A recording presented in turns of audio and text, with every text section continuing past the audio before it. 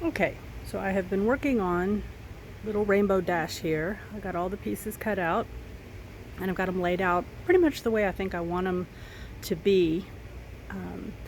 So I then came to these two little areas on the pony that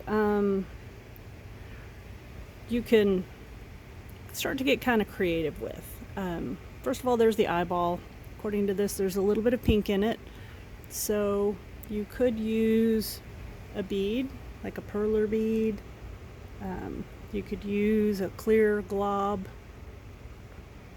I found a glob that has some orange in it that I thought kind of looked like an eyeball.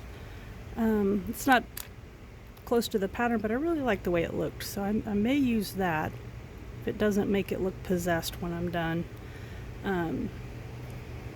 Or you could use, like, this is a little milliflora bead for the eyeball.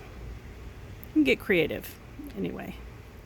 So I think I'm going to use that marble for the eye. And then over here on its little hindquarters, it has, I guess it's a cloud with a rainbow on it. I should know these things. I used to have smaller kids, but anyway, so I found a clear white glob that fit, so I can put the little rainbow brand or whatever it is on it. So anyway, so I've got it all laid out, and now I'm going to take the pattern away and see how it looks.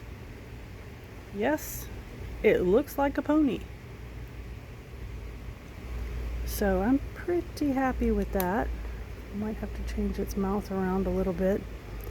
But the first step in finalizing it is to go ahead and kind of play with all the pieces while they're not glued down and make sure that it looks like what you want it to look like. And you can still make a lot of changes now, adding colors in, taking colors away. I think I've got its little wings up here, its ears, and I did go ahead and go with a little bit darker outline, so I think it helps it pop out a little bit. So that's the basic pony, and I'm going to get started gluing it down in the next video.